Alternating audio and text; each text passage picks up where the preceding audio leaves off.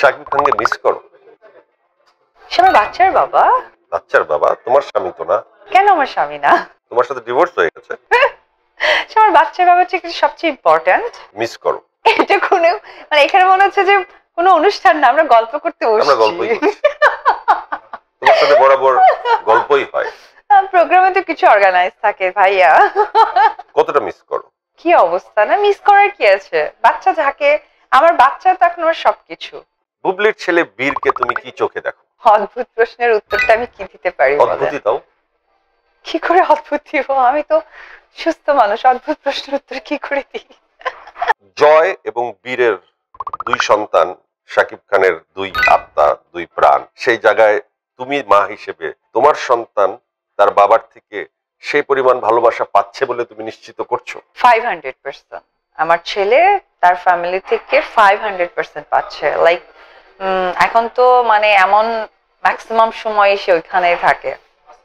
মানে আমার বাসায় এখন সে বলে না যে কি বলে দাওয়াত খেতে আসে, নায়র খেতে আসে, আমার বাসায় এসে নায়র খায়। সে বাবার সাথে থাকে, তোমার বাসায় এসে বেড়াতে আসে। আরো কিছু কিউরিওসিটি দর্শকের মনে থাকে যে অপু বিশ্বাস যখন শাকিব খানকে বিয়ে করেছে তখন সে অপু ইসলাম খান হয়েছে, এখন অপু বিশ্বাস তো আবার অপু বিশ্বাস হয়ে গেছে, সেক্ষেত্রে তার প্রকৃত ধার্মিক স্ট্যাটাসটা কি, ধর্মটা কি তোমার এখন? আমি আপনার প্রোগ্রামে কোথাও বলেছিলাম আমি কিন্তু অপু ইসলাম খান আমার নামটা আমার বিয়েতে দেওয়া। আমি অপু বিশ্বাস হিন্দুই আছি। তার মানে তুমি যে কিছুটা সময়ের জন্য মুসলমান হয়েছিলে না, এটা কখনোই হয় না ধর্মের ক্ষেত্রে। এটা কিছুটা সময়, অল্প সময়, তা কখনোই হয় না। অপু ইসলাম খান মুসলিম হয়েই তো বিয়ে করা। এটা আমাকে হ্যাঁ, আমার নামটা পরিবর্তন করে আমার বিয়ে হয়েছে। কিন্তু আমার মুসলিম ধর্ম গ্রহণ করানোর জন্য যা যা লাইক মানে যা পেপারস দরকার ছিল বা যেটা গ্রহণ করানোর জন্য আমাকে যে প্রক্রিয়া করানো ছিল, এটা হয়ে ওঠেনি কোনো একটা কারণে হয়তো বা, যার জন্য ওই প্রক্রিয়াটা হচ্ছিল, ওটা আলোচনাও হচ্ছিল যে আমাকে কোর্টের মাধ্যমে যেটা এপিটুপিট যেটা বলা হয় ধর্মে, হ্যাঁ এপিটুপিট করা হয়, সেটা আসলে হচ্ছিল, বাট আলটিমেটলি হয়ে ওঠেনি। অপু, আরেকটি প্রসঙ্গে কথা বলতে চাই। আমার সাথেই তুমি একবার বলেছিলে যে বুবলি তোমার জায়গায় প্রক্সি দিচ্ছিল একটি ছবিতে শাকিব খানের সাথে, তোমার প্রক্সি মানে তোমার ব্যক্তি জীবনকে প্রক্সি হিসেবে ব্যবহার করছিল। তুমি তখন অনুমানের উপর কথাটা বলেছিলে, দর্শক তখন কেউ জানতো না যে অপু বিশ্বাস কি বলছে, বরং অপু বিশ্বাসকে সবাই ভুল বুঝেছিল যে অপু বিশ্বাস মিথ্যে বলছে, কারণ আমি কুৎসা রটাচ্ছে। পরবর্তীতে আমরা তো দেখলাম যে শুধু তোমার প্রক্সি না, সে আসলে স্ত্রী ছিল। আসলে আমি এই ব্যক্তি কথা মানে যেহেতু কি প্রসঙ্গর সাথে আমার নিজের কথাটাও চলে আসে, আমি আসলে আমার ব্যক্তি কথাগুলো আর স্ক্রিনে আমি মানে বলতে খুব স্বাচ্ছন্দ্য বোধ করি না। সুতরাং খুব দুঃখের সাথেই বলবো যে আপনার এই কথার কোনো উত্তর বা কোনো ডেফিনেশন আমার কাছে নাই।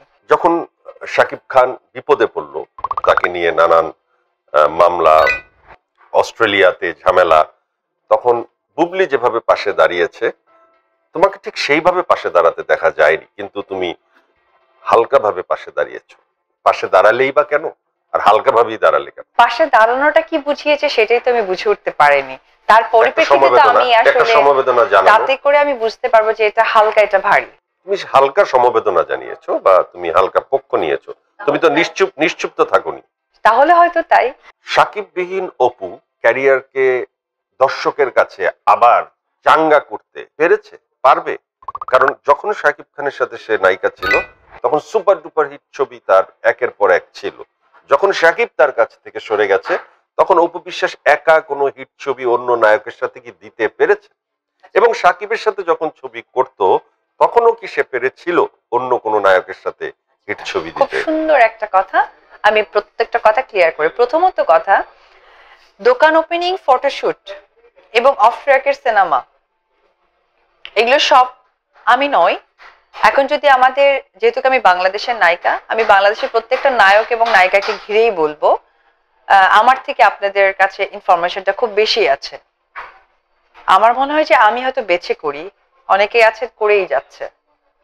কারণ আমরা যখন চিত্র নায়ক নায়িকা হয়ে যাই, আমাদের যখন নাম যশটা একটু সবার কাছে কাছে যায়, তখন যারা বিজনেস স্টার্ট করে বা যারা নতুন যাত্রা শুরু করতে চায়, তখন তারা মনে করে যে আমরা ওই রকম একজন কাউকে নিয়ে আসবো যাতে আমাদের যাত্রাটা আরেকটু বড় হয়, সবার কাছে পরিচিতিটা বাড়ে। এটা একটা কথা। তো এটা শুধুমাত্র উপবিশ্বাস নয়, আপনি হয়তোবা ফেসবুক, ইউটিউব, পত্র পত্রিকায় সব জায়গায় একটু একটু একটু চোখ বোলালেই দেখতে পারবেন যে প্রত্যেকটা আর্টিস্টই এখানে বিদ্যমান, নট অনলি আমি। এবং বেশ কিছুদিন আগে তো একটু আমাদের বাংলাদেশে অনেক নামি দামি একজন ক্রিকেট প্লেয়ারকে নিয়েও কিন্তু কিছুটা কন্ট্রোভার্সি হয়েছে। তো শুধুমাত্র উপবিশ্বাসের ঘাড়ে আসছে, নেভার মাইন্ড, একজন আর্টিস্টকে নিয়ে ভালো মন্দ আলোচনা হবে, এটা আমার কোনো তুমি র্যান্ডমলি করো। র্যান্ডম এর কারণটা হচ্ছে আমার পপুলারিটি এতটাই বেশি যে ওই এলাকাগুলোতে আমাকে তারা নেওয়ার জন্য প্রচুর বেশি পপুলার, তুমি না বুবলি? আচ্ছা, এই হচ্ছে নাম্বার 1। নাম্বার 2, প্রশ্নের উত্তর দাও। না আপনি এর আগে কয়েকটা প্রশ্ন করেছেন, সেই উত্তরটা দিয়ে আসি।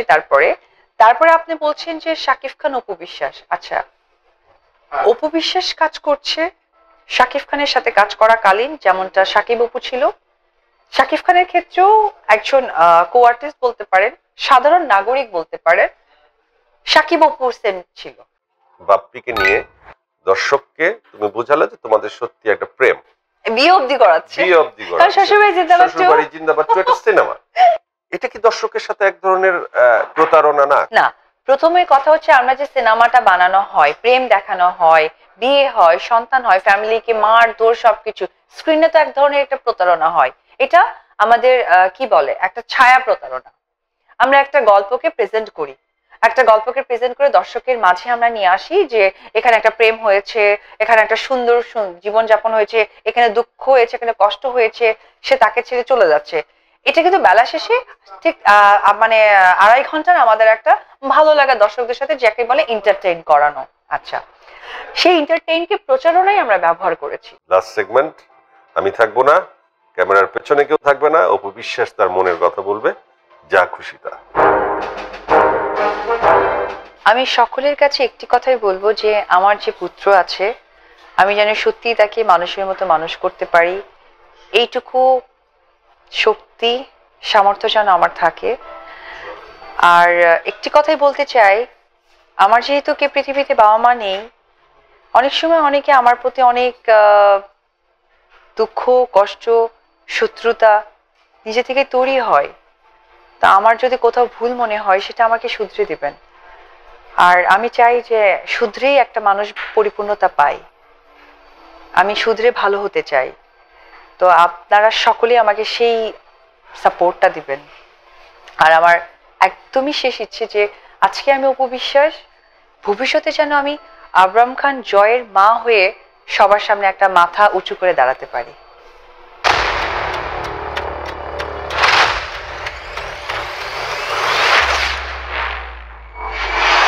ডায়রিয়ার ফলে আমাদের শরীর থেকে যেমন পানি ও লবণ বেরিয়ে যায়, প্রতিদিন পরিশ্রমে বা অতিরিক্ত গরমে সেই একই ঘাটতি দেখা দেয়। এসএমসির ওরসালাইন এন নিমিষেই সেই ঘাটতি পূরণ করে।